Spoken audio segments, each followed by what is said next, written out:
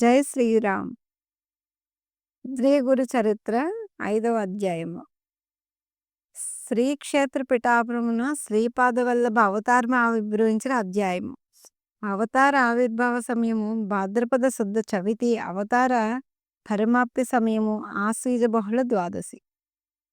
చారిత్రాత్మక ప్రసిద్ధిగాంచిన పీఠికాపురము అను గ్రామమునందు సదాచార సంపన్నుడైన అప్పలరాజు శర్మ అనే బ్రాహ్మణుండెను. వాని భార్య సుమతి సదాచారపరాయిని.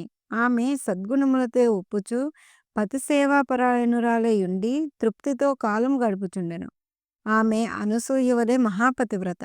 ఆమె ప్రతినిత్యము అతిథి అభాగ్యులకు సత్వగుణ సంపన్నే అర్చించింది.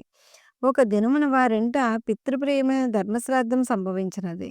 అప్పటికి పితృస్థానైన విప్రునులెవరూ భుజించలేరు. భర్త అనుష్ఠానము కేగెను. ఆయనను ఆ సాధ్వి వారికి భిక్ష నొసంగెను. భక్తికి వసుడగు దత్తాత్రేయుడు ఆమె ఆతిథ్య భక్తికి మెచ్చెను. ప్రసన్నుడై శ్రీదత్తుడు ఆమెకు త్రిమూర్త్యాత్మకమైన తన తారక స్వరూపమును దర్శనమిచ్చెను. భక్తిభావంతో వారి పాదములపై ప్రణమిల్లిన సుమతిని వారు సంతోషంతో లేవనెత్తి, అమ్మా, నీకేమి వరము కావాలనో కోరుకొనుమనిరి. అంతటా సుపుత్రునికే కాంక్షించుచున్న ఆమె, స్వామి, దురదృష్టవశమున యోగ్యురాలైన పుత్రులు లేరు. ఒకరు కుంటి, మరొకరు గుడ్డివారే కష్టజీవితం గడుపుచున్నారు. ఇప్పుడు నీవు నన్ను అమ్మా అని సంబోధించినావు కావున జగద్వంతుడైన నీవే నాకు జ్ఞానవంతుడివి, యోగ్యవంతుడివి అయిన పుత్రునిగా జన్మింపుము.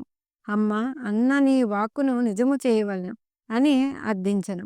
అంతటి వారు తదాస్తు అని ఆస్వాదించగా కొద్ది కాలంలోనే ఒక సుముహూర్తమున ఆ దంపతులకు ఒక పుత్రరత్నము కలిగెను. పాదపద్మములు శ్రీ ఉండుచేవానికి శ్రీపాదుడని నామకరణ చేసిరి. 8వ సంవత్సరం వానికి ఉపనయనము సంస్కారము చేసిరి. చిన్నతనము నుండి అతడు పెక్కు మహిమగల ప్రదర్శించుచుండెను.